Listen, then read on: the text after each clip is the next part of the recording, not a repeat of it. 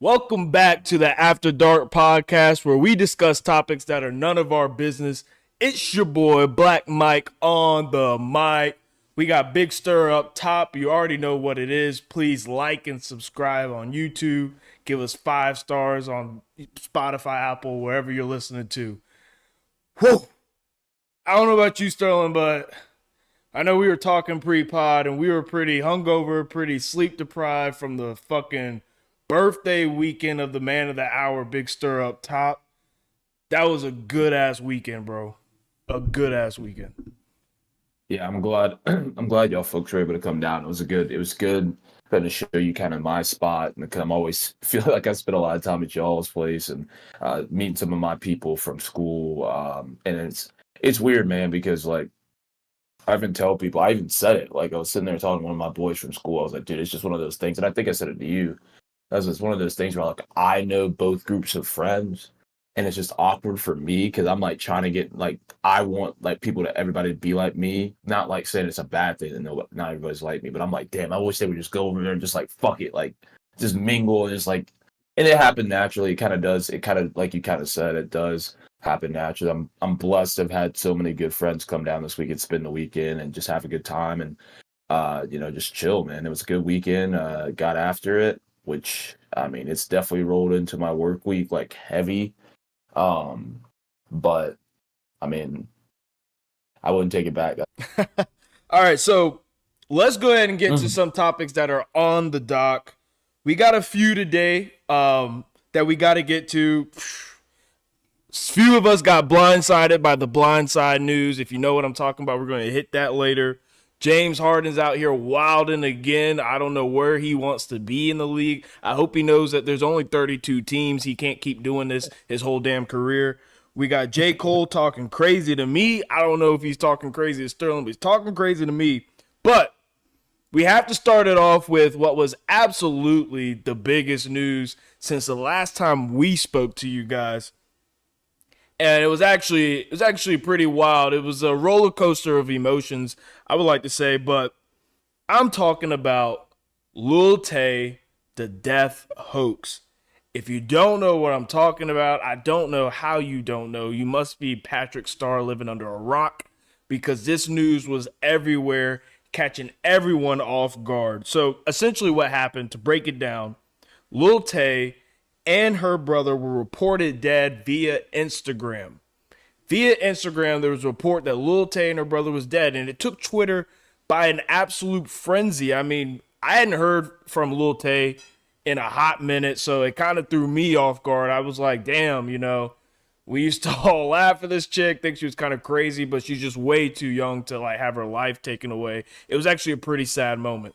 And it was really fishy. It was like, how does she die and her brother die at the same time? And why is this just some like posts and that's all we're getting? And there's no news story of what's going on, because that seems like a very coincidental type death for both of them to be dead like that and to just brush it over. But Yeah. that was not the end of the story. What happened next?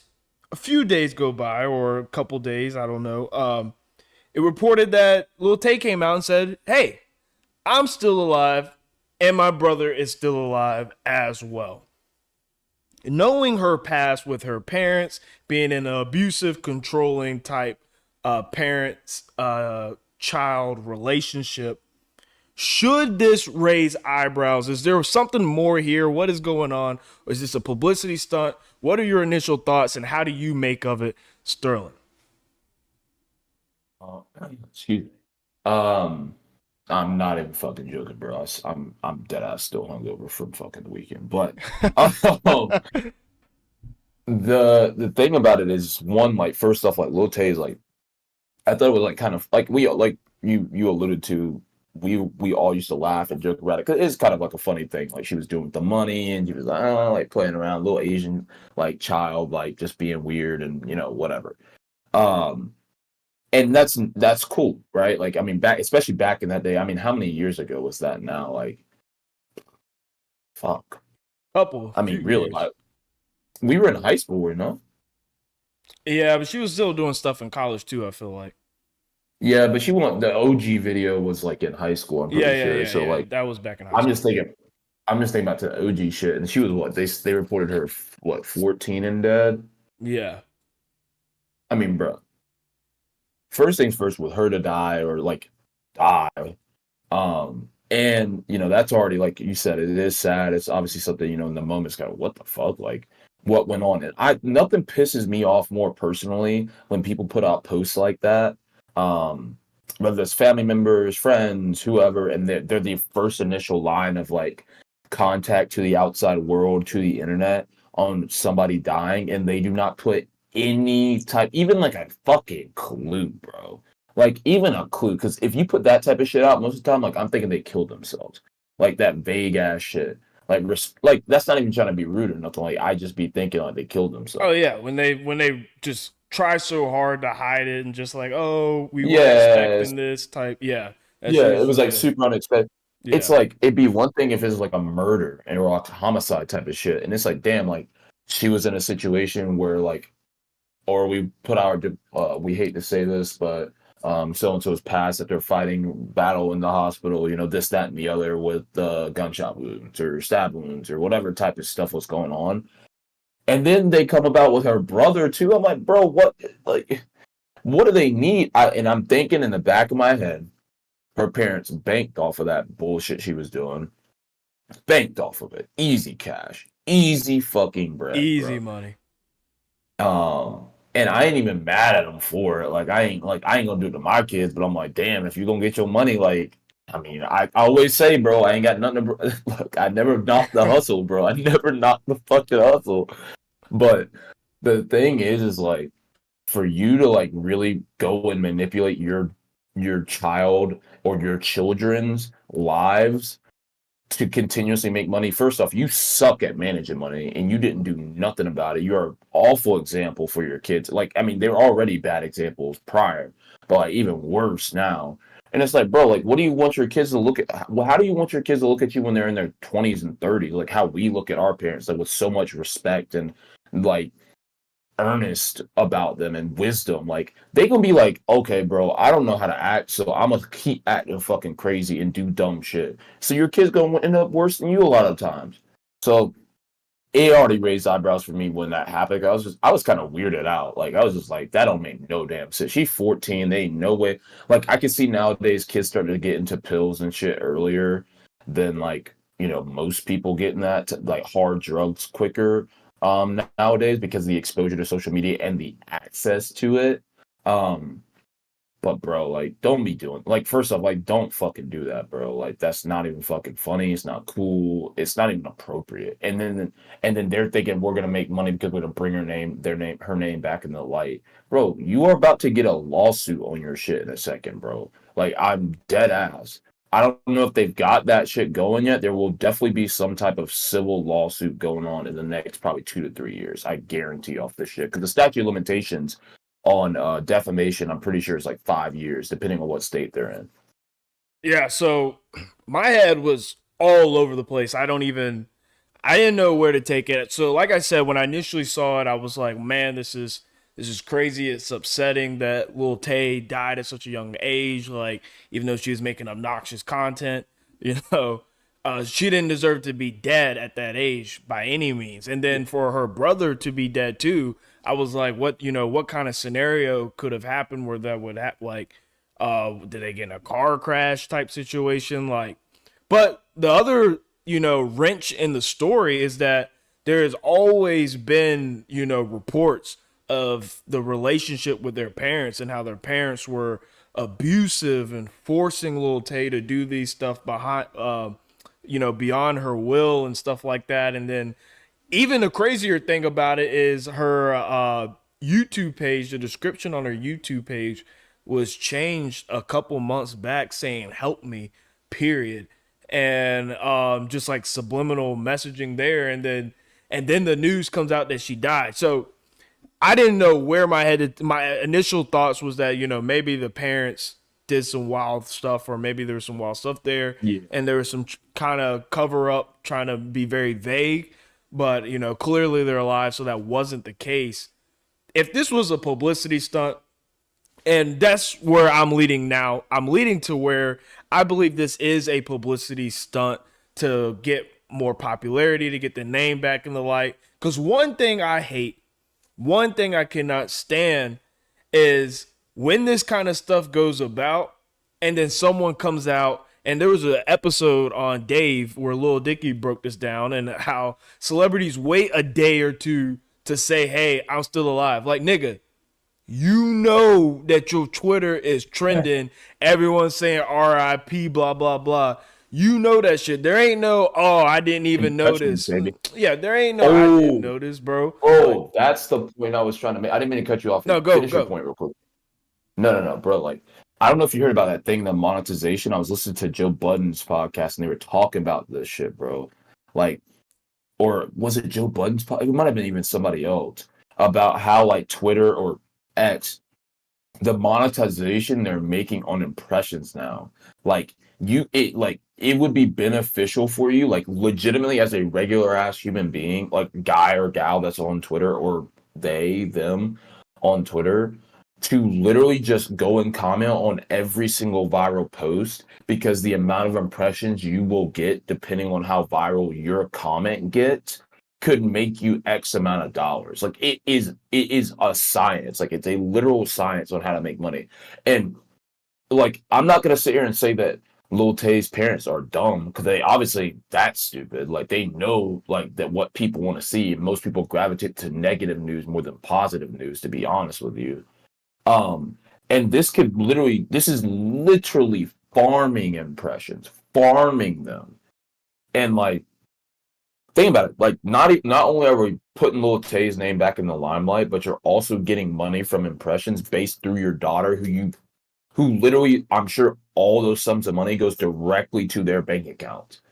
And so that's also another good way to look at it as well, because let's say for some reason they weren't behind the death hoax. Let's say that her Instagram got hacked and they really weren't behind it. But that would speak to the fact that, hey, let's let this run for a day or so before we come out and say 100%. That is a hoax, because, you know, we are making money off this. My name is in the light. It has not been in the light for a hot minute, which is, you know, what I was alluding to was that, you know, they were probably letting this sit for a minute because her name has not been in the light. But I absolutely hate when people do that. Like, what, like, we know what you're doing. Like, how do you feel like you look? How do you feel like you look when you come back 2-3 days later? But yeah, I'm still alive. Like, oh, so my bro, you couldn't just type that like the moment it dropped? You mean to tell me your phone was blowing up everywhere? I'm pretty sure Complex, first off, Complex is like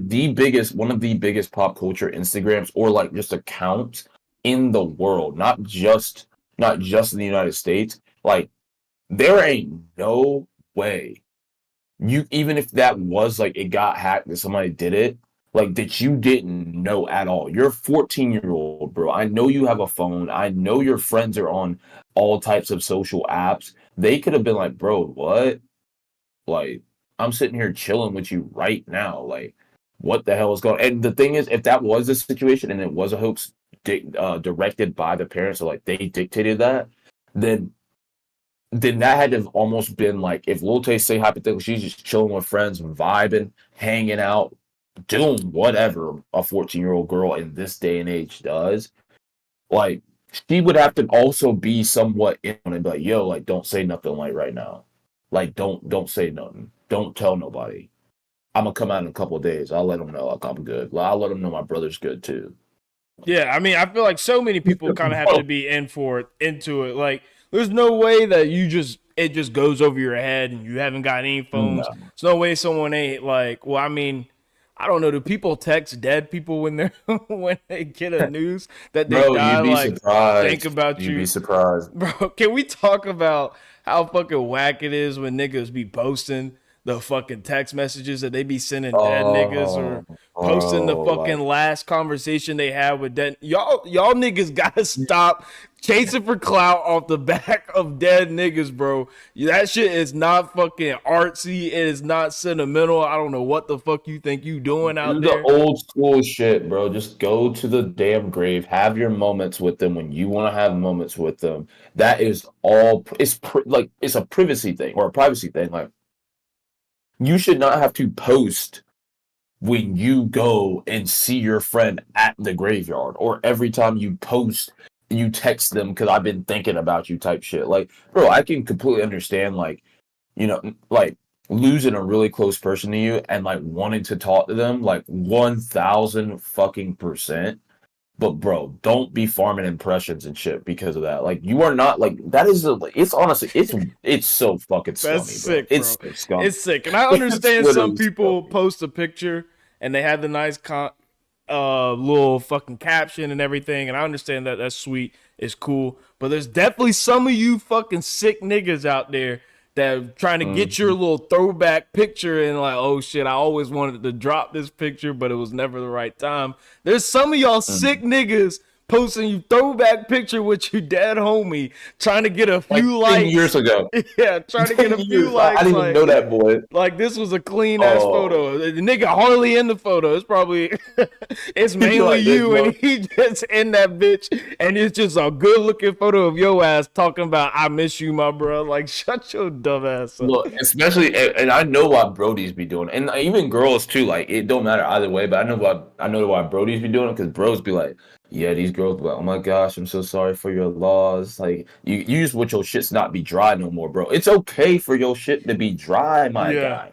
It is okay. Like live alone, be lonely for a little bit. Maybe you'll get your bread up and stop your bitching.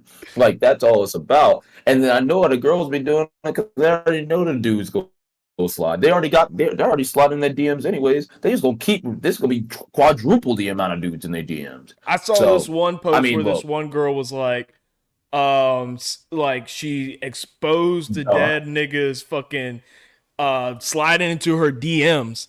And she was like, damn, I should have gave him a chance. Like, you can't be serious, bro. Like, damn, yo, you can't be serious. But for all the chicks out there listening, yo, if a nigga slide in your DMs, he could be here today and gone the next one. You should at least hit him back with us. You know what I mean? See what he got. You know, little scoop de whoop. You know what I mean? You know what I mean? hey, just don't just read my boy's message. Be like, at least be like, hey, and entertain it, but don't lead them on. Just don't be an idiot about it. Y'all smart enough now. You know what I'm saying? Bro, but I'm sorry, that shit's funny as fuck. Like, I mean, it's cringy, but it's funny as fuck because niggas really be doing that. Like, people do that shit on a daily fucking basis. When people also, I know we're going down a rabbit hole a little bit, and I'm gonna be 100% with y'all. Like, we already talked about this pre-pod. We wanted to make sure this is like a quick pod, but I gotta talk about this, bro. When people be recording themselves crying, point blank period, it could be after a breakup. Like girls are known for it, bro. Girls are known for that shit. Like they be like, "Oh, I use it as motivate." I'm like, Like, no. The part that I've never understood about that shit, bro, because it actually fucking like there should be a whole psychology book written on this shit. Like, how are you in your room, bawling "What your about eyes the out, crying, got tears down, and you go, like, hold up, let me pull up my camera real quick. Like, I feel like the moment you pull your camera out, you acting. There's no way you still crying. Like, how you Nah, that's for sure. like how you over Hey, here bro, like like bro, like y'all chicks are crazy for doing that. I think that is some of the we wildest shit. we all as men and women, we were all boys and girls or thems and theys once. Jesus. Uh, I'm gonna get canceled. Jesus Christ. Uh, but like even when you're a kid, like I used to get like a spanking, bro. I used to go in the mirror and look at myself cry, but I wouldn't be like sitting there like, hold up, let me find my iPod or like pull this shit up real quick. Hold on, let me get my Look at ring my light and parents. set it up real quick so I got the good lighting. Put an edit on it. Dude, those moments, I'm just being honest, like those types of moments, folks, are for yourself. Like you are literally supposed to have them for yourself. Like they are not meant for people to go out there. And bro, you go on TikTok, these shits be having like 500, 600, 700,000 likes, bro. And like the wives of the parent or like of athletes that their husbands be dying and shit. Oh nah, dog. Oh nah. They already getting that bread off on the death, and then they just be like, let's glow up some more. I'm gonna have my kids getting rich. Like I respect that about Kobe's wife, right? Like Kobe's wife definitely. I mean, respect to Vanessa. Like she definitely played her cards right, where she still was getting some bread after it from some little side stuff. Like, but she wasn't doing no crazy shit. Like here was us in Cabo just last year. Wish you were here right now. Like every other day type shit. Like she already knew she could farm 1 million fucking likes. 1 million.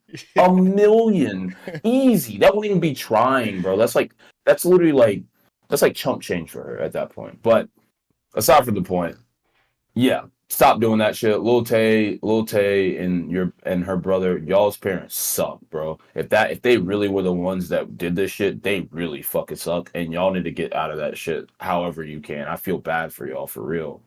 Um, and I mean, if you want me to be your manager and shit, like I'll be your manager. Like I got you, bro. Like hey, trust. Like I got my boy Mike. He already managing my Brody Monty, bro. Don't worry. And Don't worry then about that shit. one quick question too before we wrap this topic up for the ladies out here. Hey, get your ass down there.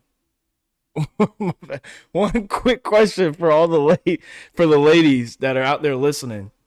So I just want to know, what do you do when you're crying and you go and you pull your phone out and you fumble and you're fumbling and can't get to the camera app?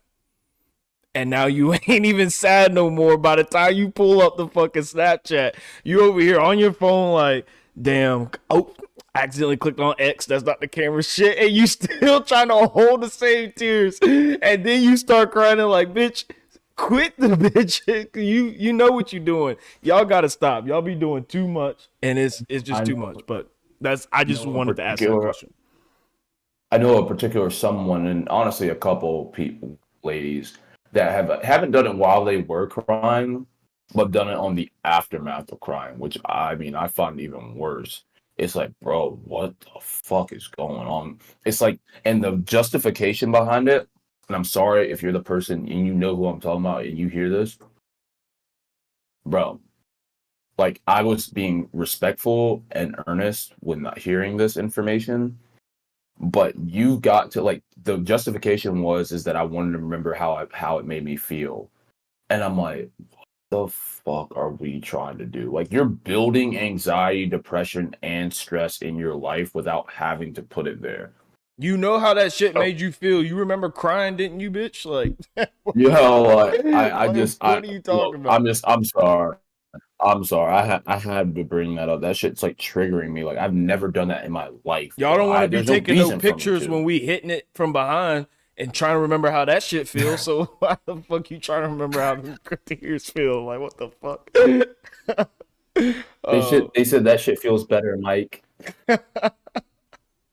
Remember how that shit feels. But jumping to another fucking hoax. This is supposed to be the week of the crazy folk, but or just the delusional motherfuckers. No offense to a couple other people we're gonna talk about, but it is what it is. Michael Orr, if you guys didn't know, the player from the Oscar-winning movie, Oscar-winning movie, The Blind Side. Sandra Bullock. Honestly, that's all I have to say for that movie. What made out was they came out and said he's came out finally. This is one of those other instances like, bro, you had all this time. You had all this fucking time. All this time, bro. It's been decades.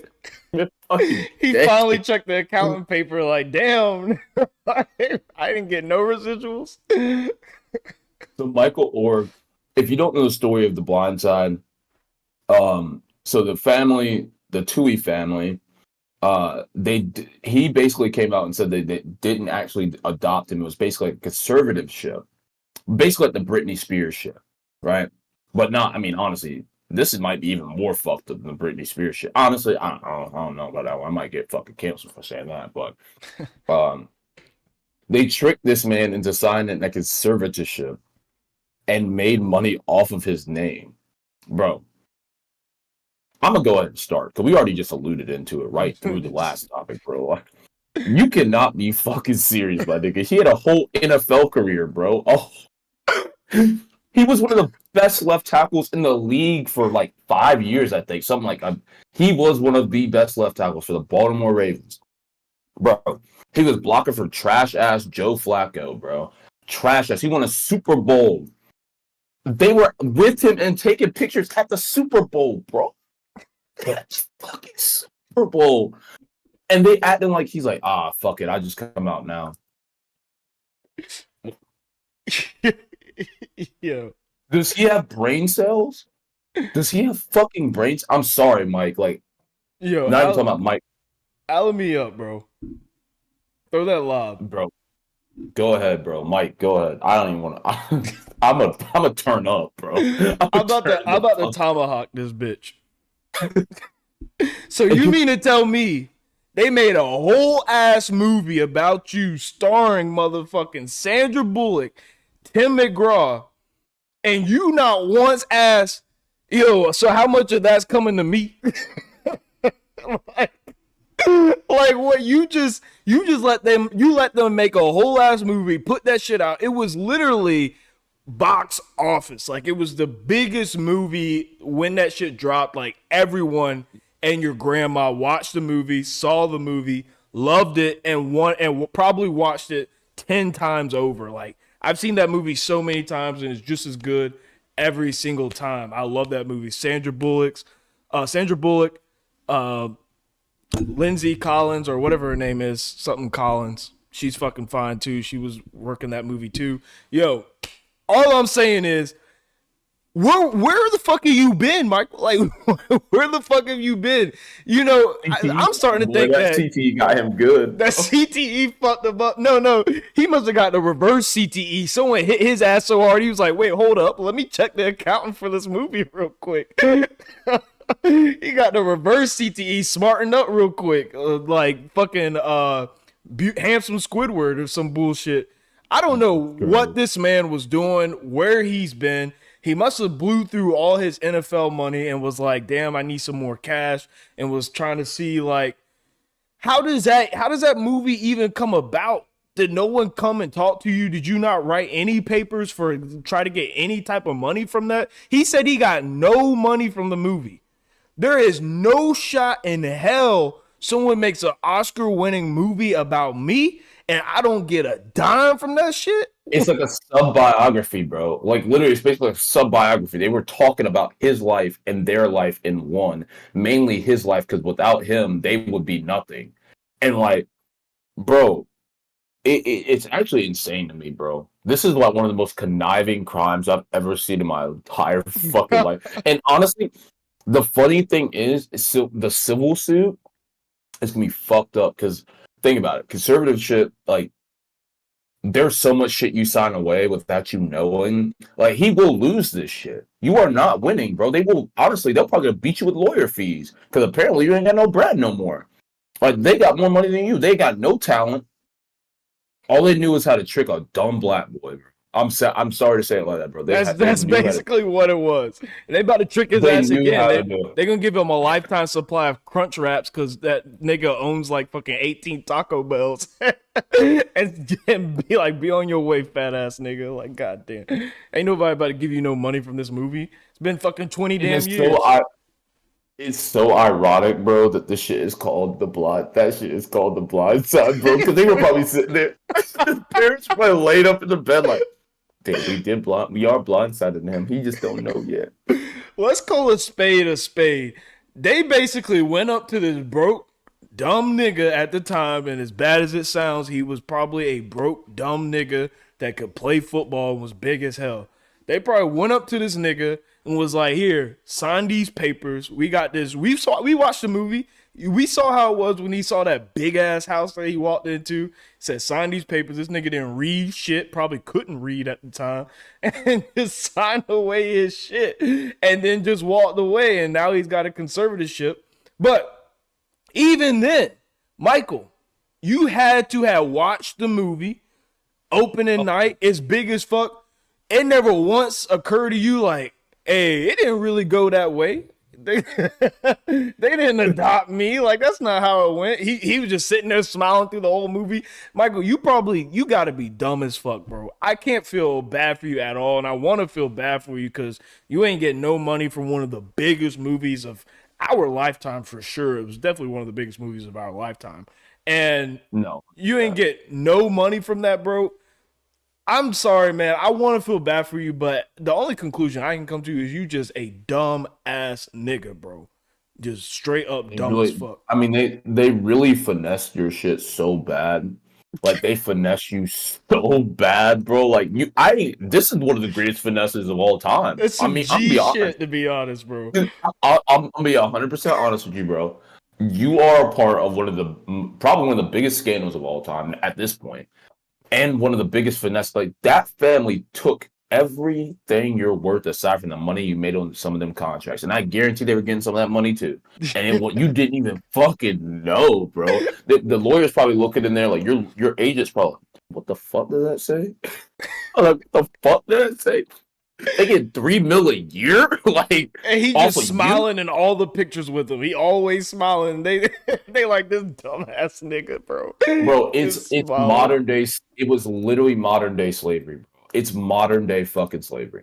They took his bread and he didn't even know. They bought it. They didn't even have to buy him. They got him for the cheapest shit ever. It's called not being smart, like not being intelligent, bro. The way they made Sandra Bullock's character to be, because Sandra Bullock looked fucking phenomenal physically in that movie. Jesus Christ. Yeah. That was like the blonde but they hair made and her out.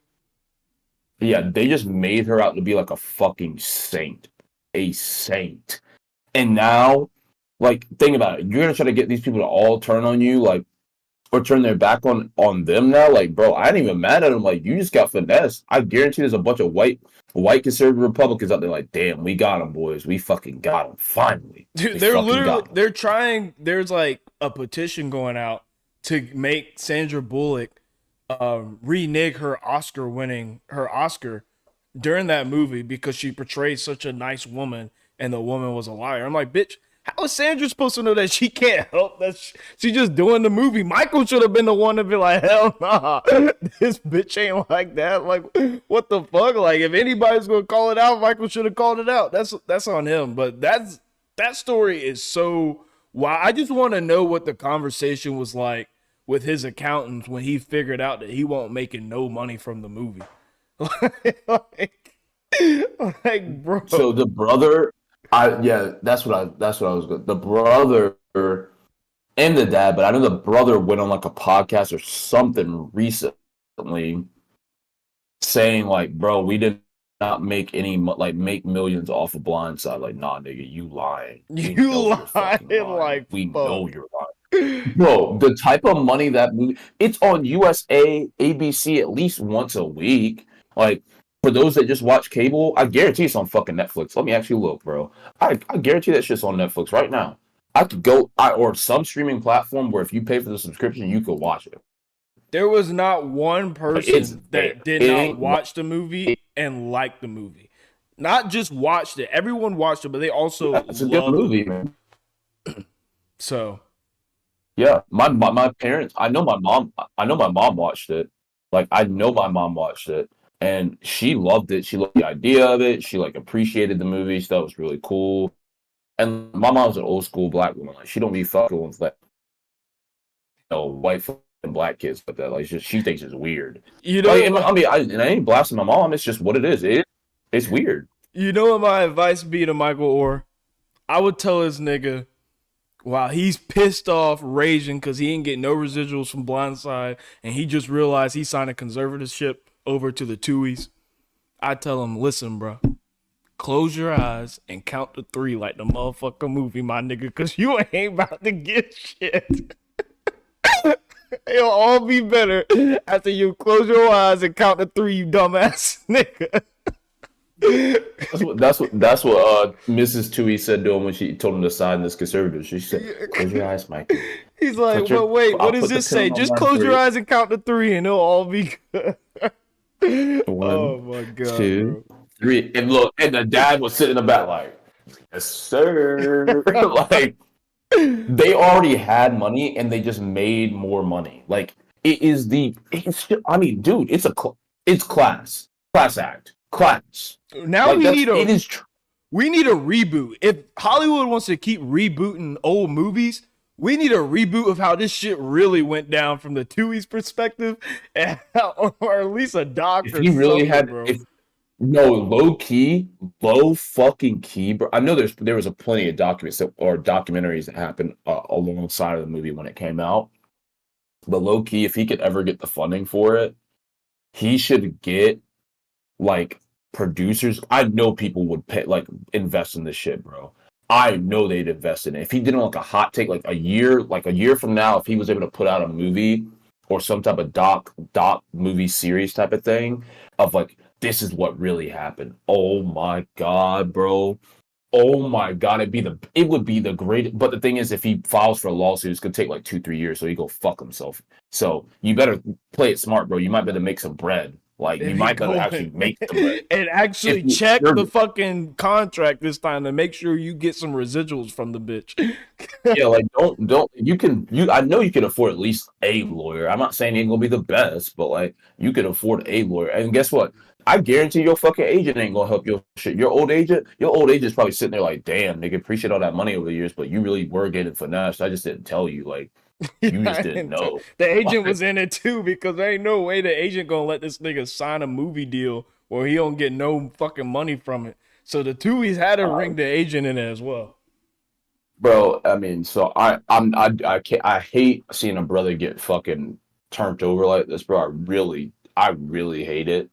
But like, bro, you can't help people that can't think for their damn selves, bro. You can't do it. You can't help someone that can't help the damn selves. You can't do it. It's impossible. It is that's my dad's favorite line. Cannot help folks that can't help themselves. It's just what it is. But hey, you got fucking blindsided, bitch. Joe Flacco got hit in the back, and you got hit in the back too. Double time. That was fucking Michael Strahan coming off the edge, and he fucking chop blocked, elbowed you in the back of the head, my nigga, bro. Like you fucked up. But that's you really got blinds. Oh my You god. really got real life blindsided you, bro. He's supposed to be protecting the blind side. I can't believe it. I know the dad was just a giggling like at the blind side. He was like, damn, he's a left tackle and we blindside. It's a triple entendre type shit. Like this shit it's gonna I mean, I'm telling you, when I'm in my 40s and I have children, hopefully, like and they even like learn if this ever even comes about as a topic in any capacity, bro. In any capacity, I'm gonna be like, dang. Yeah, I'm like, yo, son, hey, you ever get big in football and like some people like try to finesse you or like so I'm like, hey, bro, get like talk to me if I ain't around. You better find somebody you trust because them people, these some of these white folks, they nice. They fuck fucking that. I'm driving through any hood I can find and just passing out conservatorship papers to all these niggas. If any of y'all niggas make it big, bro, that's my money. Just like, hey, sign this shit. If you make it, bro, that's gonna be me. I'm gonna just know. Well, what So that thing phone is is ringing. with NIL now, bro, like these kids are starting to get paid way earlier. Like you just start kicking at Oh a yeah, I'm real gonna have to young hit age. the middle schools. Yo, where your parents at? Yeah, man, I'm actually in a foster home. Like my mom, like she okay, word, bro. Hey, how Just tall are you? You 6'3"? How old are you? 12? Oh just shit, you just playing become a basketball? substitute, and instead of passing out the fucking schoolwork, it's just conservatorship papers, and everyone's signing that shit. And we ain't and Loki, we are not making fun of lower income households or anything like that. We do understand the barriers that there are within that, especially when it comes to not just black communities but minority communities. Just a hard one, just for the folks to be like, oh, they're real insensitive about this. We're not being insensitive, bro. This shit is just funny at this point. Like it's just flat out fucking funny. And if you like for the people out there that ain't got no talent and really ain't got no skills and are just a little bit smarter than the average person, you could literally probably do that and hit you a lick. I mean, it's just being honest. A You quick could one, probably yo. hit you a lick. A quick lick. You give it like 5 years, let your kid get that NIL money, and they could probably get hurt in the first couple years of their NFL career or whatever career they played in. Shit, you get you a couple mil, you be vibing, bro. You chilling. Like that's your For retirement all money. the Twitter fingers or X fingers out there that be bitching talking about, oh, that would never happen to me. Of course not, because you don't have no skills. So that shit will, you would never get a conservatorship paper sliding your way. Ain't no one coming and saving your ass and putting you in no big ass Taco Bell mansion so you can save it. We talking about the real athletes out there that getting fucked. And I'm sorry, like Sterling said, man, there's definitely some barriers, but when shit's funny. And this is after dark, so we have dark humor. This is why this is not a morning show. It's not a morning show, people. It's a nighttime show. We do this at night for a reason. We have dark humor. That's why it's after dark. Yeah. Hold on. I'm about to send you something real quick. But nah, man, it's a wild thing. Look at this shit right here. Nah, this shit wild. Sorry. I'm sorry, bro. I'm sorry.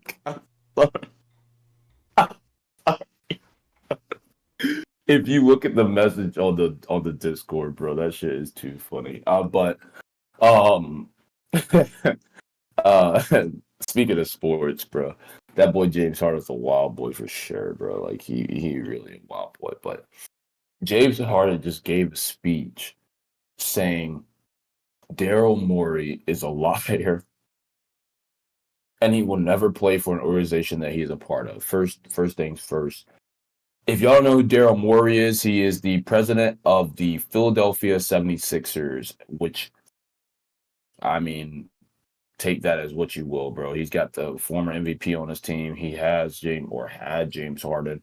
I mean, he's honestly built a pretty okay organization from what it was after AI. I ain't gonna sit here and cap with you. But they can't win shit because they can't beat the Celtics and they can't beat the fucking Heat either. So I don't know what they're gonna do. But James Harden proceeded and said he was promised a max contract if he came back to the 76ers, but is no longer in line for one. Really, it's just a flat out who's right, who's wrong here. Really, whose side are you on, Mike? Because I thought it was funny as fuck. This dude really don't care no more. Like he just does not care anymore about this shit. Like he doesn't. I don't think he gives a fuck about winning no more. He don't give a fuck. But that is what it is. I will let you go in. Yeah, so where do we even start? So this is not the first time we've seen this from James Harden. We've seen him, purposely get fat as fuck with the Houston Rockets for them to ship him out to the Nets. He didn't even wait to see how the Nets thing turned out before he went to the 76ers. And that's where we are now. And that Daryl Morey, supposedly to get James Harden to go to the 76ers, said, hey, come over here now. We got Joel Embiid. He's an MVP caliber player at the time. Now he is an MVP. We have a chance to win the finals. I will take care of you. If you sign this initial contract, afterwards, I will take care of you and make sure you get the max contract. Fast forward to today, they are not looking to sign James Harden to a max contract. And now he's in China, giving this speech about how Daryl Morey is a liar and he will never work for someone like this organization. China, by the way. In China, bro. Yeah, in China. And so essentially, what we're trying to decipher in this situation is if James Harden is right, because when you do business, and it is best practice when you're doing business to keep your word. If you say, hey, do this for me, I'm gonna take care of you on the back end. It is expected that you're supposed to uphold that, even though there's no documentation, there's nothing right there. But when doing good business, it's expected that you uphold that. But at the same time, and on the side that I'm leaning with, where I'm with Daryl Morey, nigga, when I signed you and I would promise you the max contract, you were worth it. But now I'm over here like, bruh, you some straight up booty cheeks. You wanted to get traded. We try to trade your ass. Don't nobody in the league want your dumb ass for no max deal. So why we gonna be the ones to sign you to a max deal? James Harden, bro. I understand that you went on that run where you were a phenomenal offensive weapon, one of the greatest offensive weapons we've seen with your spurt with the Houston Rockets. That didn't translate to wins. That's all fine and dandy, bro. But when we talking basketball, when we talking organizations, the Sixers are trying to win a finals. And you don't push the needle. Let's keep it a buck. James, you do not push the needle. I understand that you had to alter your game to play with Joel Embiid and Tyrese Maxey and Tobias Harris to be more of a facilitator, and you did that, and you did it pretty well. But at the same time, it's still not translating to dubs, and we can't lock you in on a max contract when we know that you don't translate to dubs. James Harden, you're in that Russell Westbrook, Carmelo Anthony type player where it's like, yeah, you're an offensive force. Yeah, you get yours, but the team ultimately does not uh, benefit from it in the long run.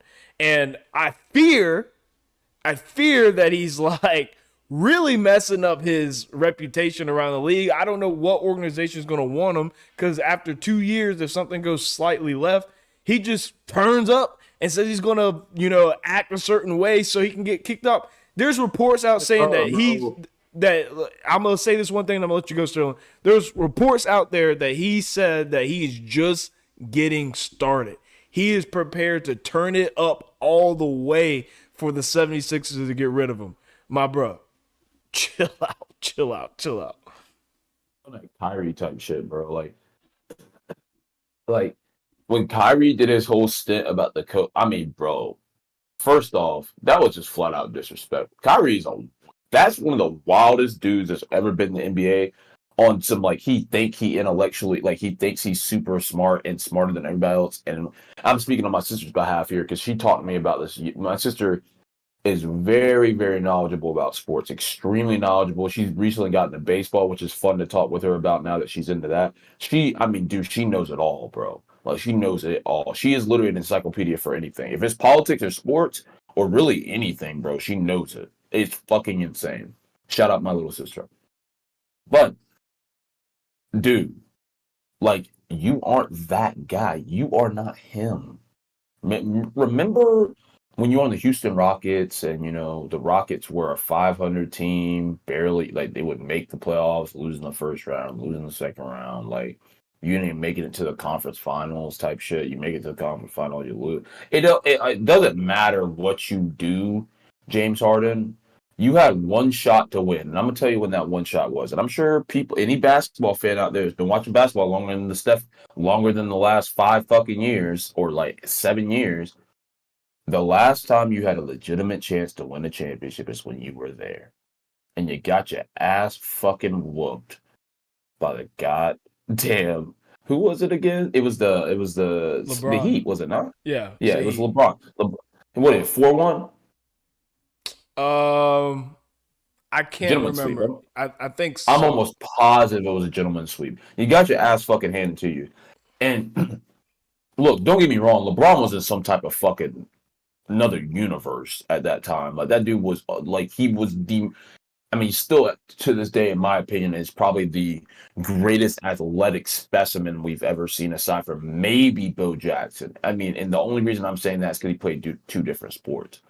But aside from that, bro, you, KD, and Russ, you and Russ are fucked, bro. Russ can't win shit. You can't win shit. At least KD said, let me just join a fucking team that I know I can't lose on. I know I can't lose. I literally don't get me mad because Mike was there the night that KD if he was a shoe size smaller, I had so much bread on that game, bro. Oh, yeah. And he was a shoe size smaller. I remember I was in Raleigh, North Carolina. I was at the beer. We weren't at the we were at this one bar that we don't usually go to. I think we were at the Architect. Yeah, something like that. Bro, And I'm sitting around some other guys all going for the Nets or for the Bucks, and you are one fucking quarter inch away, bro. Quarter inch from that was your chance. That was the last chance, yeah. But the legitimate chance was with KD again. You need somebody that's going to carry you all the way to the chip, and you can have one good game in the championship series, and that is it. I do not expect anything more from you, G. Let me tell you something. Like when I talk about Kevin Durant, KD, bro, that nigga deserves max contracts. Why? Why does he deserve max contracts? Because he is him when he was him. He was him, bro. The Warriors, unfortunately to say this, because I am a Warriors fan and I know I'm a bandwagon, I'm sorry, but you can't. If you don't like the Warriors, you're just being a little bitch, to be honest with you. Dude, Or I you're don't know why this is probably not the best joke to make, but I can't wait for the first time for somebody to like be going off. They got a hot streak, they got the hot hand, pop, pop, pop, 30 piece, and then he yells at the crowd, "I'm they."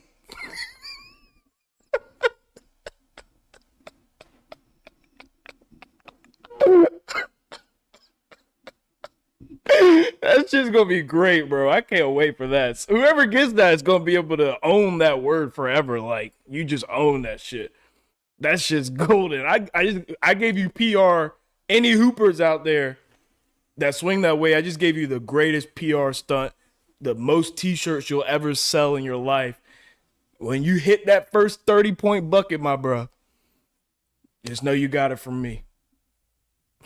for sure. And for the folks out there, don't be scared to put yourself out there, bro. That's all you. That's not me, but that's all you. But anyways, But yeah, back back to what I was saying. Back what you were saying. James Harden, bro. You're not him. You are not him. Do you deserve it? Do you think you like one of the most important things to being a good person and knowing who you are as a person is to not lie to yourself. There's only one lie that matters, bro, and it's the lie you tell to yourself. Everyone lies to themselves at some point in their life, and there's most people do it on a daily basis to get through their fucking days. And sometimes you gotta do that shit. It is just what it is. You gotta grind it out.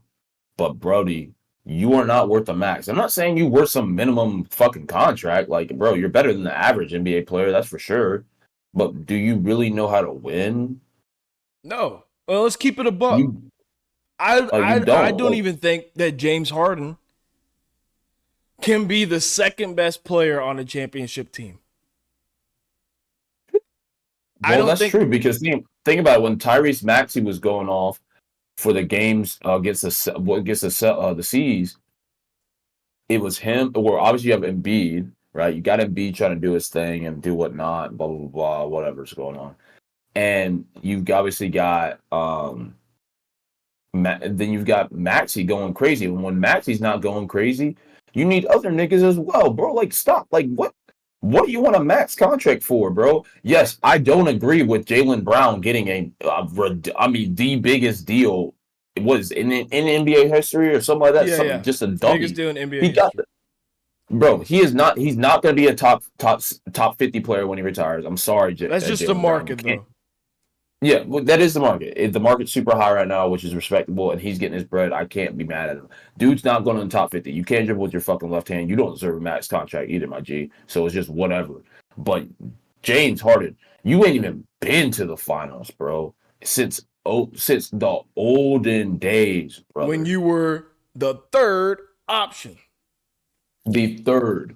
You literally were the third option. There's a reason that team actually worked. It's because you were the third option. You evolve your game and you still can't fucking win.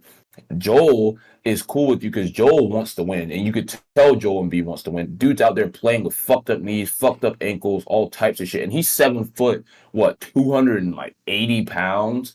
Like, he's a big motherfucker. You're out here bitching and moaning. Nah, dog. Like, this is the shit. That's why Daryl Morey is not wrong. And business is business. I do believe in verbal contract. It is good business practices to stand on your word the right way. You got to. That's good business. But bro, another black brother getting finessed by a white dude, bro. It's just over and over, bro. It's a cycle at this point, y'all. Like, When have will you we not learned? learn? When will we When will learn? we we're chasing a bag. We think, oh, this, that. We think things got to be given to us, bro. You didn't have to, like, you had to earn everything you got now, except for the God given talent you have. Everything else was not given to you. But That's Harden's in a good situation too. Like he should be happy where he is. He should take less yeah. money and build. Look, Harden, you made all the money in the world throughout your career. You should be on some I'm trying to win a championship to help my legacy. But when we think about Harden's game, the reason why I put him with Russell Westbrook earlier in the conversation is because their game doesn't really translate to championship basketball. When you think of the best version of Harden we've ever seen, it's very ISO, heavy on the dribbles, doesn't get a lot of player involved, one-on-one basketball, and he'll get you 30.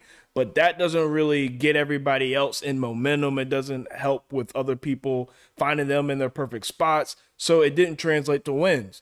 Now he goes and he transitions his game to be more of a playmaker for others. But even then, when he's doing that, it's almost like he can't get himself into rhythm offensively He to get slows down the tempo of the game. he slows He down to slows the down the tempo of the tempo. game, and when he's facilitating for others and he's playing the more passive role, he can't get enough reps in to get his own offensive rhythm going and flowing, and so he can't consistently give you the 22. Because if James could consistently give you that 22, 8 assists, 7 to 8 rebounds a game, No, playing that that's more great. facilitator role, then it would translate a whole lot better. But it's very up and down. If he's passing a lot, then the shot's not there. If he's shooting a lot, then everybody else is standing around waiting for the ball and they're not getting into the game. So his game just doesn't translate to winning ball. That's why I feel like he has to be a third option to where you got your main option who's a dog, who's a killer. You know he's going to get his 25 to 30 every night. You got your second option that can wear the load and kind of sit there and get you their 22 points. And then you got James Harden who could do both of those things, but is not reliant on him to do it night in, night out. Like he can disappear one night or he can have an extravagant game and it's like we smoked these niggas another night, but he doesn't have the We beat responsibility. the Hornets. Yeah, basically. He doesn't have the responsibility and the obligation to have to do it on a night in, night out basis, especially when it comes to the playoffs, because that's when he disappears the most. Bro, like I was listening, I think it was Skip Bayless or it might have been Skip and Shannon talking about it, RIP to a pretty fun duo. Um, but dude, like James Harden, like people are gonna say, oh, like well, James Harden plays like Kobe did. No, no, no, no, no, no, no, no, no, no. Let me go ahead and tell you something, bro. Kobe could play defense. Don't get me wrong, I could see James Harden trying to play more defense in the playoffs. And the playoffs are the playoffs, bro. The playoffs are the playoffs, bro. But there's a thing, like there's certain people that have that switch. There's a whole different mode you go in. Like Kobe, RIP, rest his soul. But like that motherfucker, bro, he would go down. He would score 40 on you that night and have 2 to 3 steals, bro. And have a block. And get 6, 7 rebounds. He ain't gonna pass the motherfucking ball, that's for damn sure. But he gonna fucking get his buckets. He was never a volume shooter. Kobe shoots the ball well. He's never been a volume shooter. One of the things my dad always loves about Kevin Durant is he's a volume shooter. Kevin Durant can shoot 15 to 20 times a game and score 20 with ease. Yeah, so With efficient. fucking with ease. James Harden needs to throw the ball up and have bad misses and bad shots to get him into a rhythm to be able to play consistently. You cannot have that same type of shit when it's in the playoffs. With the playoffs, every single possession in the playoffs matters. Every single fucking one. It doesn't matter if you're down by 20, 15. Dude, over the past probably 3 to 4 years, we've seen some of the craziest comebacks in playoff series. You cannot win if you're just having to chuck up shots while also trying to pass the ball and then you don't want to play hard enough defense or you just can't play defense, bro. You just are not good at it. Like, it's what it is, and that's fine. But if you take less money, think about what your team would be able to do in the offseason to build pieces around you where you are in that facilitator role, and you can get you a JJ like the Sixers used to have, like where he can knock fucking shots down. JJ is one of the better 3-point shooters that's ever really played. Great role player, fantastic role player. At that, and extremely intelligent. You need those types of guys on your team. And I'm not saying they got a bunch of knuckleheads on their team, but I'm saying they got a bunch of fucking knuckleheads on their team and they all do the same shit. There's not a good. I think the coaching is mediocre, but I don't think it's all James Harden's fault. I definitely think he's a catalyst to a lot of things. And you're not a leader, bro. How many times did you see KD in that Warriors run, bro? Like he would put himself in situations when you're getting in arguments, not crazy bad arguments with your teammates, but you're being fucking emotional about the game and you're not just going about it and bitching and moaning about foul calls. That's a completely different story. Kobe did that, bro. Kobe led his guys. He made his guys want to work harder. KD did that. Even Russ even shows flashes of doing that because he wants to win so bad.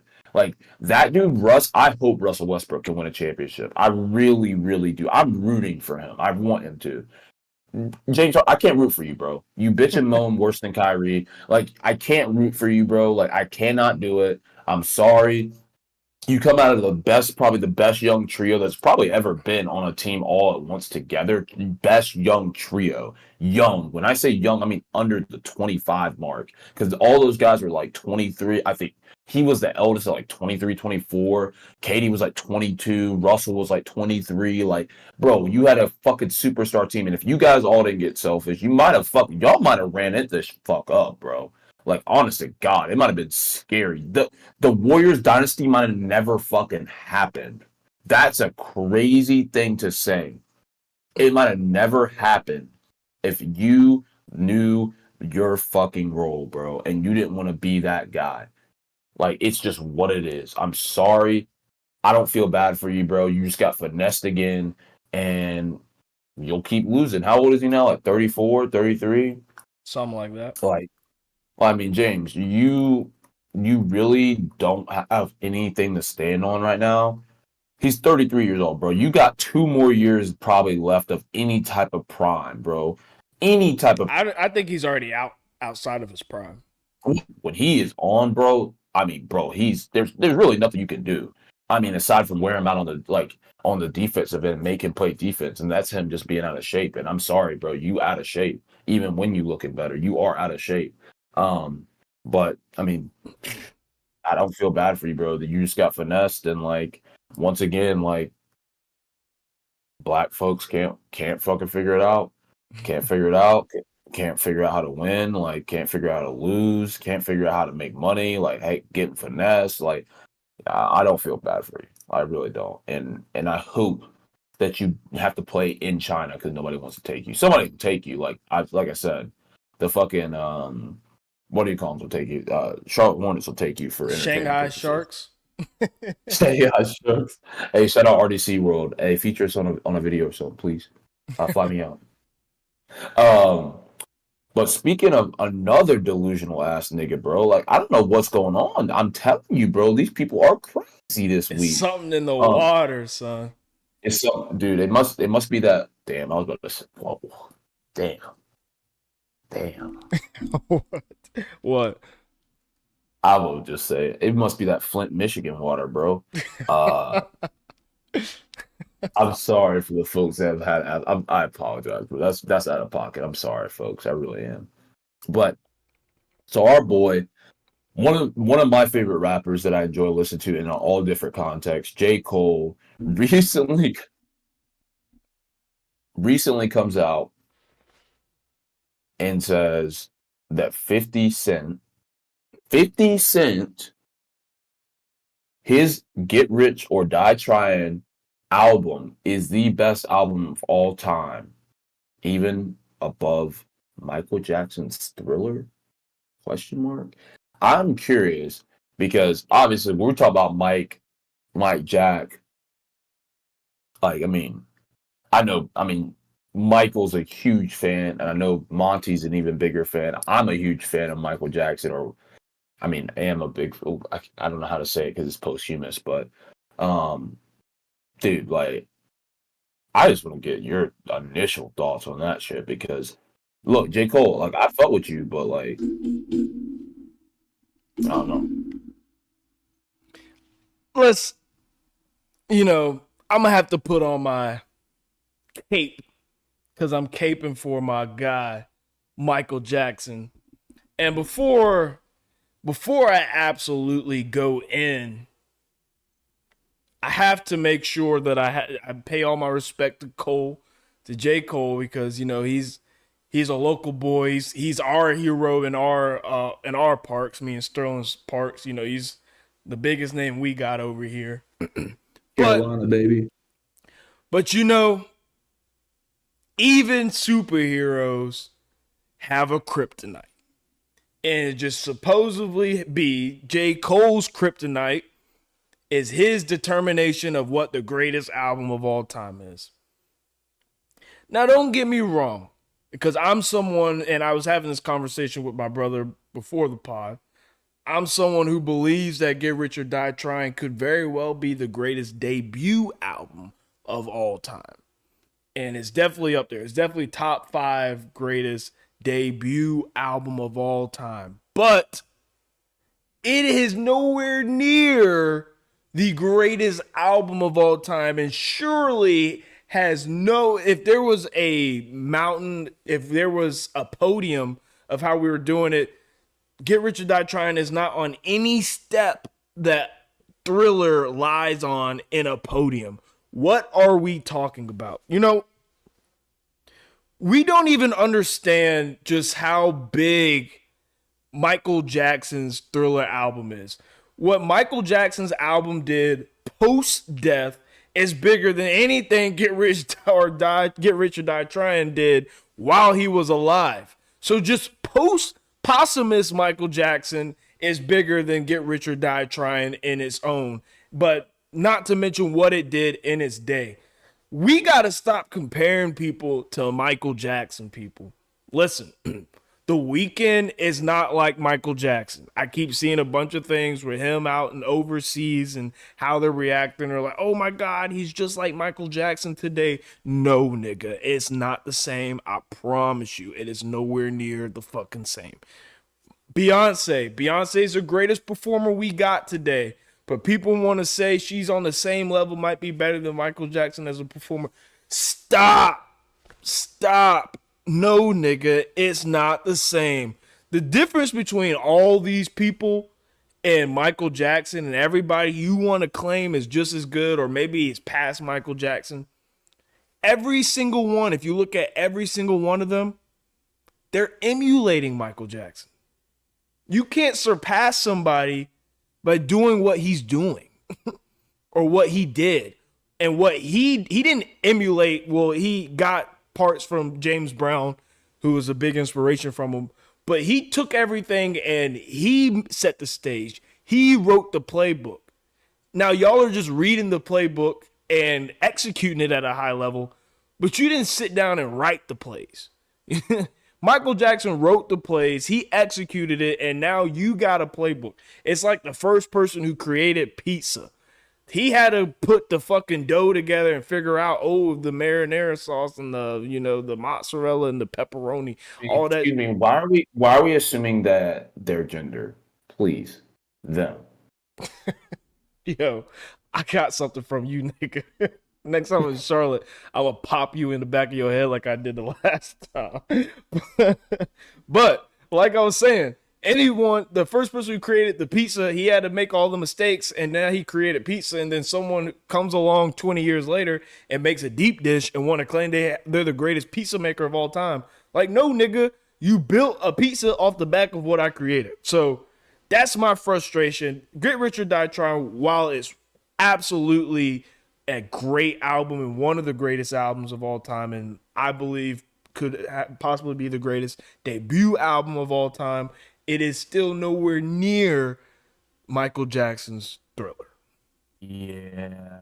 I mean, it would be, I mean, it was a bit it's blasphemous. I mean, just look, I can understand where J. Cole is coming from, kind of like you were saying.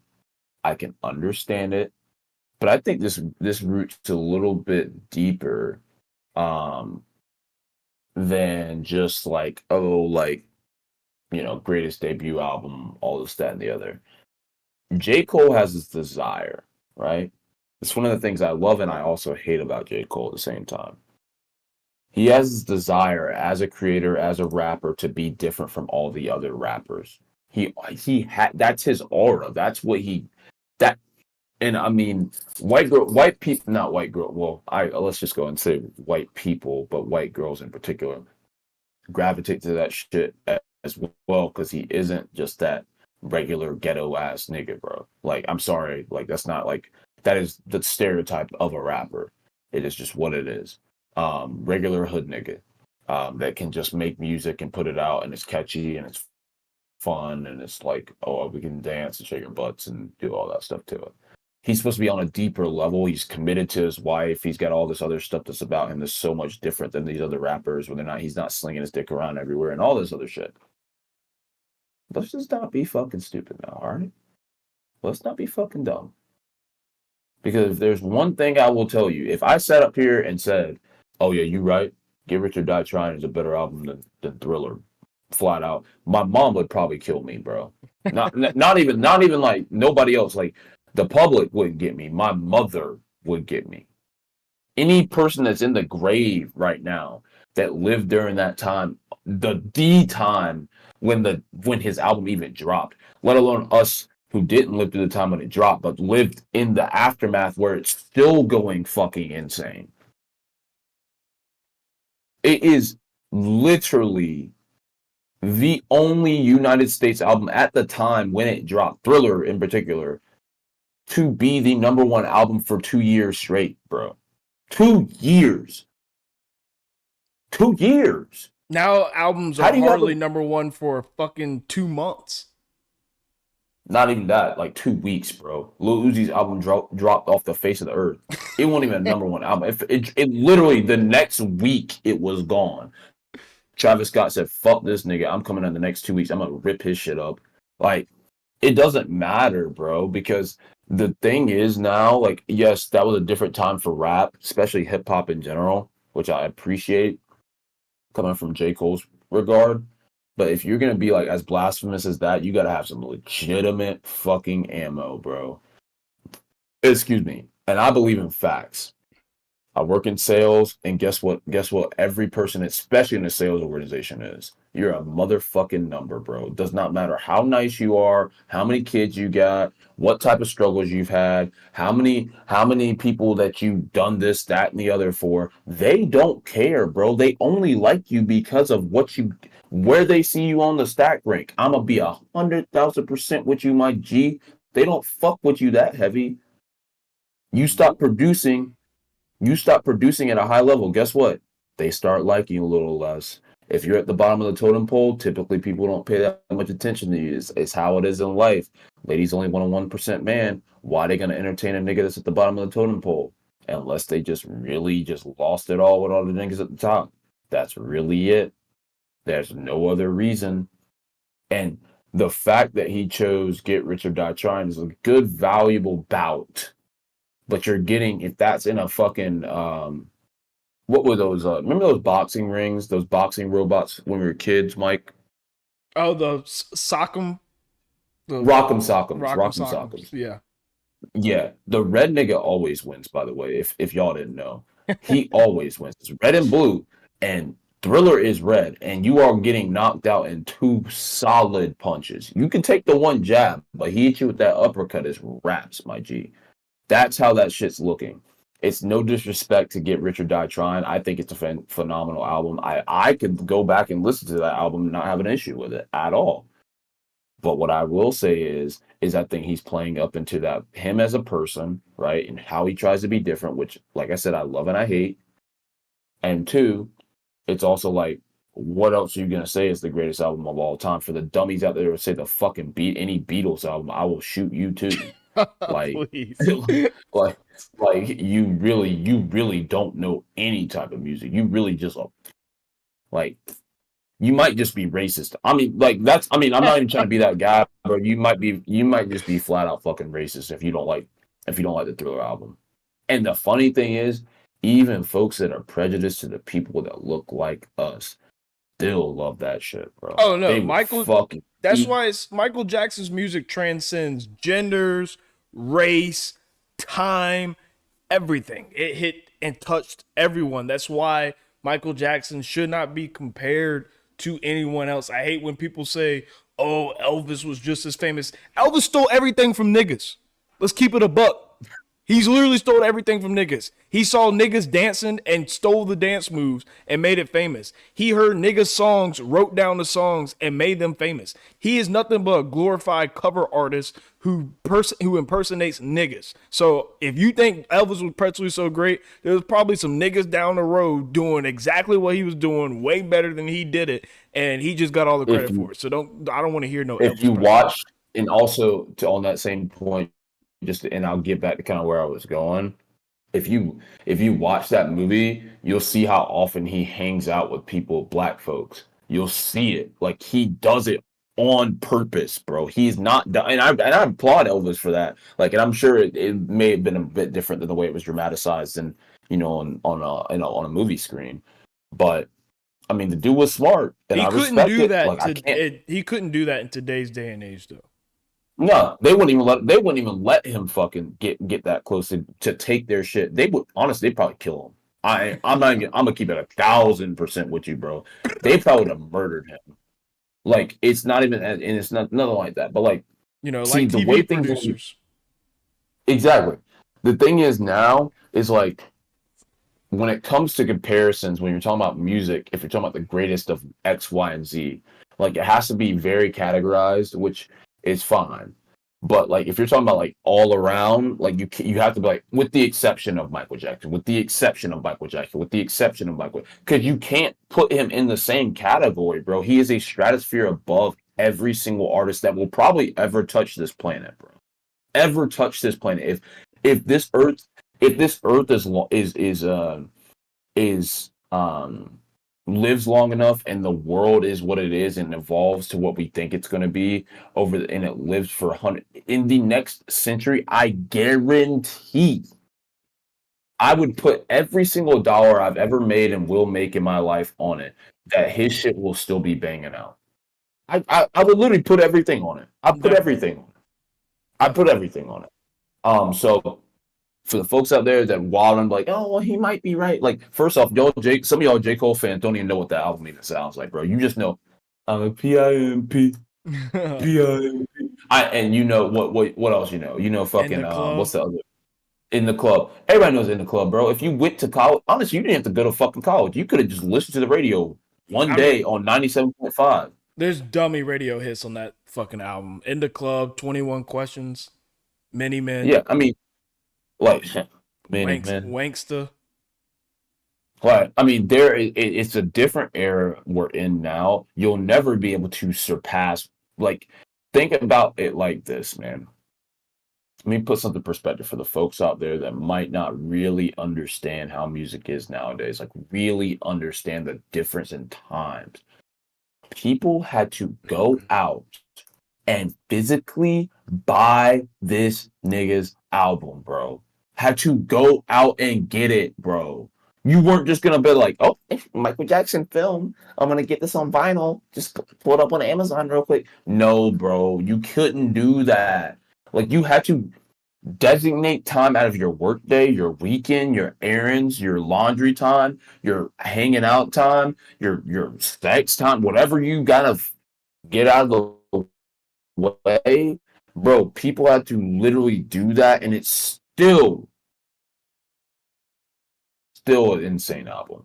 Okay, yeah, but I mean, that's for the folks out there that just wild. I'm sorry, like I get passionate about it because I think it's a little bit disrespectful, and like I said, I'm a fan of J. Cole, but I think that's a disrespectful comment. Like, and he'll probably like, I mean, he probably even somebody probably told him like, yo, like you really wild and like that, like you really about that, you really ain't about that, G. He was probably just But maybe scared he's got of some. 50 Cent, to be honest. He said it at 50's concert when 50 brought him out, and he probably was just big kiss assing riled at the concert, got a little bit too riled into it. Was like, oh yeah, this is the blah blah blah blah. I'm sure that's what happened there. It is what it is, man, and I can respect it. J. Cole go down as one of the greatest rappers of all time. So I mean, like I'll give him his grace, and he deserves a lot of stuff. But moving on, man. Unless you have some final thoughts on that. No, let's move on. Well, and to our favorite part of the honestly, it's been a good pod. I've honestly enjoyed this a ton. Did not want to be here tonight, and I always say that right before, and then I do it, and it's like, oh, this is fucking vibey. Um, but it's our favorite topic. We had to bring it back. Didn't have it last week. It's our Black React. Super simple. I don't know if it's simple for some folks, but it's simple for fucking me, to be honest with you. Um, but the Black React of the week is going to be so for the folks out there. Let me preface this before I say anything. For the ladies and the men out there, it's probably the ladies know more about it than men, but nowadays men probably have heard about it if they've been in any type of relationship at any point whatsoever or have a female friend at all. Um, is love languages. And one of the love languages that a lot of people actually have is quality time. So I was having a conversation with one of my friends. She's a lady, and we were talking about, what is quality time? What defines quality time in your eyes? So I think everybody has their own definition, but I definitely think there's some ones that definitely are like on the docket and 100% should never be dictated upon. Like, oh, this is like not quality time. So does going grocery shopping / running errands on the weekend or whenever you and your partner may or may not do that constitute as spending quality time when it comes to, being with your significant other, especially if that's one of their love language or if it's your love language or whatever it is. Um, and I'll even go first, Mike, to make it easy on you, kind of roll back on it. But I know in the discussion I was having with her that I was like, first off, if you're in a heterosexual relationship, I was watching something today. Most of the time, and ladies, you could correct me if I'm fucking wrong because I think this is pretty much fucking right. Most of the time, men on their off days, for your man that works a Monday through Friday job, Monday through Thursday, whatever his schedule looks like, on his off days, period, he don't want to do shit.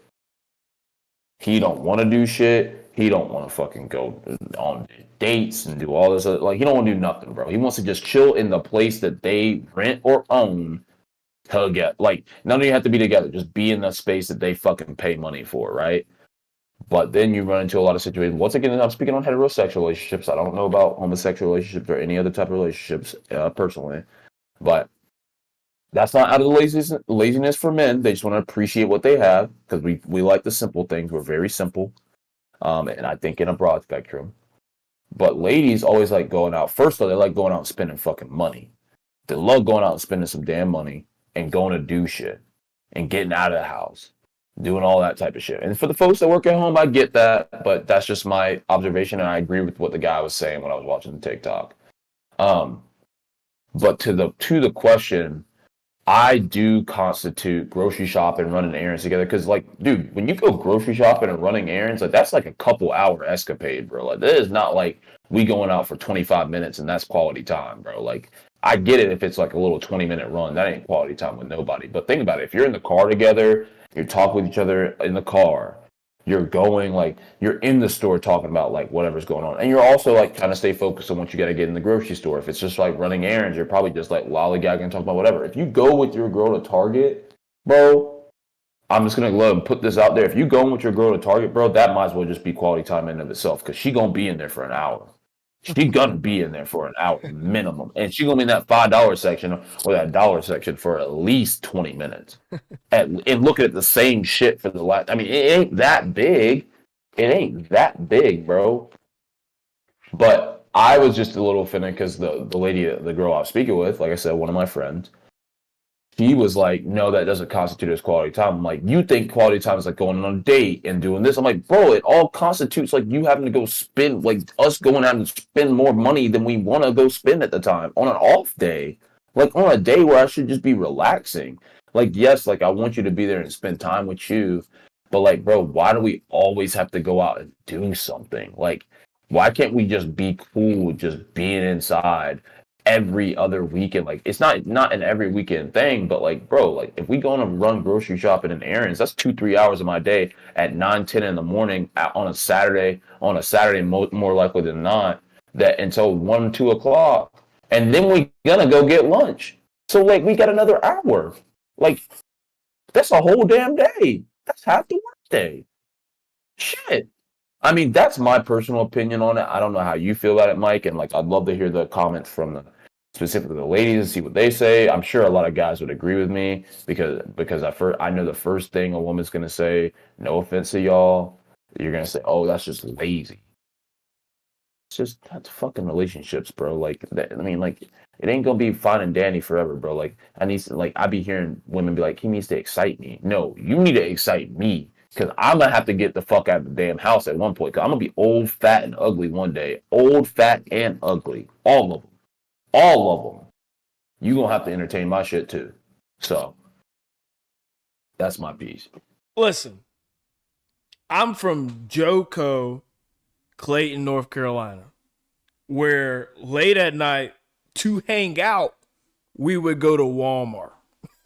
So if grocery shopping doesn't constitute as quality time, then you might not get any of my time.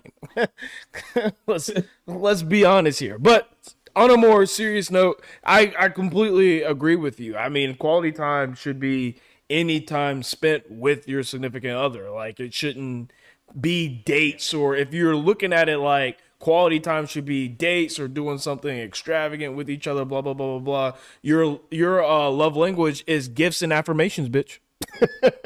It's not That's quality literally time. facts. You're looking for gifts.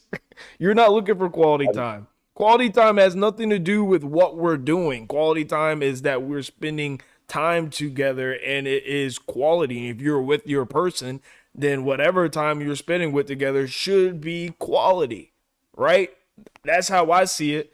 I don't think dates constitutes as quality time. I mean, yes, all the guys that are listening, or I mean, I do think it constitutes as quality time, but I don't think that that is the say all end all for quality time. All the guys listening to this podcast are one percenters or striving to be one percenters. So yeah, we can afford some dates here and there, but that's not something we should be doing every single time. And if we got to do that to have quality time together, then we probably don't have no real connection or any real spark. Because for me personally, and my love language is quality time and physical touch. You know what I mean? Swoop, swoop, swoop. But but quality time for me, man, is like we could sit here on the couch, have something on TV, and just be talking and vibing, and a couple hours go by, and I would be completely content with that 1,000%. 100%. 1,000%. 100%. And there does not Women, need to be anything else outside of that. We don't have to go nowhere. And to be 100% honest, and most dudes probably feel this way, I prefer it when we do that than when we go on the dates. to be 1,000% honest, but I mean, no, unless the go ahead. shit like I didn't mean to cut you off. My bad, G. Um, I agree with you too. Like I'm one of those types of people, bro. Like we could cuddle up, lay on the couch, and honestly, you probably can go to sleep or I'm gonna sleep. No, me, I'm probably gonna be fucking knocked the fuck out. And I look, dude, it's cute as fuck. You be waking up like in your girl's lap, she just be like laying there. Y'all, one of you sleep, both of you sleep. It's like, bro, I love that shit, bro. Like that, like genuinely makes me happy because I'm like, I'm doing the little. It's the little things. You ever heard? You hear people say this shit all the time. It's the little things. It's the little things. It's the little things.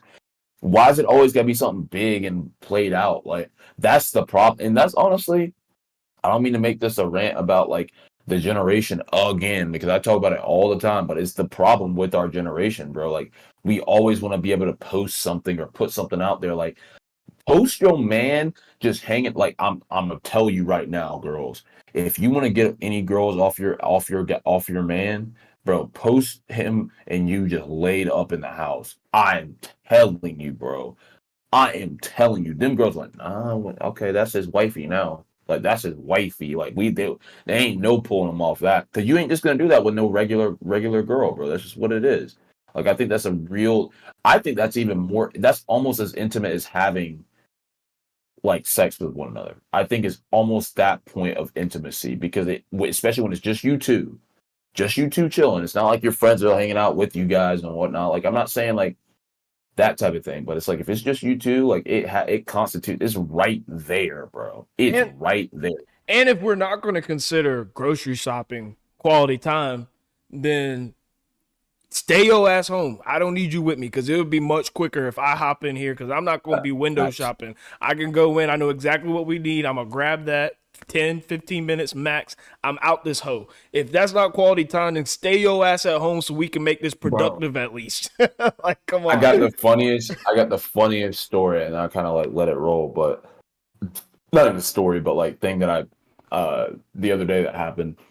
So I'm out the other day. We're at Costco with my roommate and his girlfriend, and she's all into this like cutesy shit, like little like plushies and all this other shit. Like, bro, it's just a waste of money in my opinion. Like, whatever. But like, and I told her that like it's not like something that's a secret. But she's like, "Oh my gosh, you guys are like so quick," and I'm like, the fuck? Like we came here to do a job. Like we're meant, like us as men are meant to do boom, boom, boom, boom, boom. Don't get me wrong. If I go to the mall, like if I go to the mall with something in mind, I'm gonna get that and I will peruse a little bit. I've given myself that leeway and that time to do so and know when I have the money and the time to do it. So I'm like, if I go in the mall, I'm like, oh, I'm gonna go look for a new pair of shoes. I know I'm gonna spend me 100, 150 at minimum. I already know that, right? I already know I'm gonna do that. Yeah. So then, if I want to hit a couple stores, I see a couple stores I haven't been to in a while. Like, I'll pop in, and I'm not joking, bro. I'll go in those stores. I'll start looking at the price tags. I'll be in there for 2 minutes, bro. Like, it's funny as fuck. I know this shit happens to you, Mike, because you achieve. I'm not in those stores. He ain't in them stores, but I mean, Mike wears good shit, bro. Don't get it twisted. Like he wears. Look at what he's wearing tonight. He wearing nice shit, but. The thing is, like, it'd be funny as fuck. I'd be walking indoors, and it's always a girl greeting you, especially the clothing spots. And like, hey, like, let me know if you need any help. I'm like, oh, like, okay, like, I'm just browsing. Not even joking. And basically, it's like I just ended the sentence, bro. I'm out the door. Like, it's like I just did I just did I literally did that shit in like 6 stores the other day. I went to Urban Outfitters, bro. I wanted to see if they had like any cool like flowy type like last second like summer pickups, like short sleeve like button downs that you were rocking this weekend. Were fresh as fuck, by the way. Preach. Like I was looking for like a linen type of vibe thing. And bro, no cap, I went in there and looked at the prices and I was like, these shits are not worth it. I'm getting the fuck up out of here. And I was gone in 3 minutes tops, bro. It did not even bother me. So if you want to get quality time with me, like I'm dead ass, bro, we can go to the mall and we can do that shit. Don't think I'm gonna be buying no shit for you. Like that's on you. You got your own money, right? You got your own bread. Like, and if I want to buy something for you, I already got that planned in my head before I get there. Like, I already know that I'm gonna do that. Don't try to bring the spur of the moment shit. Like, oh, can you get me the Victoria's Secret? No. I already bought the one thing. Yeah. I already bought the one thing. You gonna run my shit dry. You gonna run my shit like, oh, like guys are so financially irresponsible. No, bro, it's because we be spending all this money on women, bro. We lose 50% of our income. The 50% of your income, they say, should go to your like living expenses, like the standard shit that you have to handle on a month-to-month basis. If you taking the other 50%, bro, we are broke. Like there is nothing we've got. We're nothing. I'm just a fucking body and a dick at that point. Like that's it. I can't even. If we out shopping, the only thing you're gonna be able to convince me to do is buy some fucking good eats. That's the only thing you're gonna convince me. If you're like, let's pop in this restaurant, I'm gonna be like, shit, because I am kind of hungry. Like I could eat. And don't go to the restaurant that you're gonna pick at my shit. I know that sounds selfish, bro. Nah, it's like you go to the restaurant and get the salad because you trying to be slim thick and all that, which I respect and I want you to be. Trust me, I want you to be, girl. But look, don't go here and be like, I get a whole thing on the side right here, and next thing I know, you ate the whole goddamn side. I didn't even eat it. Like, I didn't even eat it. I offered to order. I've had this happen, bro. I've offered to buy it, Like, hey, I can get you like the blah blah blah. No, it's fine. Just fucking going at it. I'm like, damn, like we could have got to go. Like, I mean, it's. I'm sorry. Like, back to the original question because I know we want to end this pod. Keep it short for y'all. I love the short, quick ones. Not even short, quick ones because they ain't never short and quick. We always say that shit, but they ain't never short and quick. No.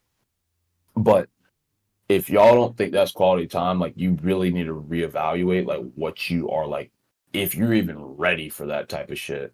Because that's real life shit. That's what married couples do with they damn kids too, bro. With the damn kids. Like that is the biggest break they have from the kids because all they can do is keep the kids in the fucking cart. They can keep them in clothes. They ain't gotta keep up with them. Like That's it probably just does it that's doesn't probably add the up in my head, best man. closing argument to add there that you had as well. It's because like when you start thinking about quality time, once you get older and you have a family and you have kids and you got all these responsibilities and obligations, things like going shopping and doing errands become the only time you might have with your significant other, just y'all two. Everything else you're living vicariously through your kids and whatnot. So you better get used to, finding quality time in activities that aren't normally as extravagant or just like date wise activities. So that's probably the best closing argument for that sentiment. I thought it was a really good Black React. Sterling put that in the doc. He put in the doc. I thought it was a good one for all the ladies that are listening. Make sure you comment. You tell us, hey, we're just a couple of men. We're speaking from man brain. You tell us where we're wrong. Tell us where, I mean, I don't think we're wrong. I don't think you're going to convince me otherwise. But I still want to hear what you have to say because, maybe there's some points that you had that we didn't consider. And like I've said multiple times, trust me, there will be an episode. I don't know when, but sometime in the future, we will get a female voice or maybe a couple female voices, and we'll just have complete dialogue. We might not even go through news that podcast. We might just have guy girl dialogue and just really get to the bottom of a bunch of shit. But that's the time. That's it. Yeah. That's the time for another day. That is the episode today, folks. This was episode 23. I appreciate you spending time with us. For the fellas out there listening, listen, man, she only wants a 1% nigga. So make sure that you read all the contracts that are slid your way, and you're not signing off any conservatorship to some white family, and they make a big ass movie, and you don't get your money, and now you looking like the wrong type of 1% nigga. All right, let's make sure that doesn't happen. For the ladies out there listening, he don't want you, sweetie. So move on. Please move on. He does not want you. He probably don't want you. It's okay though, because you're still beautiful and powerful and will always love you. It's the After Dark podcast. Until next time.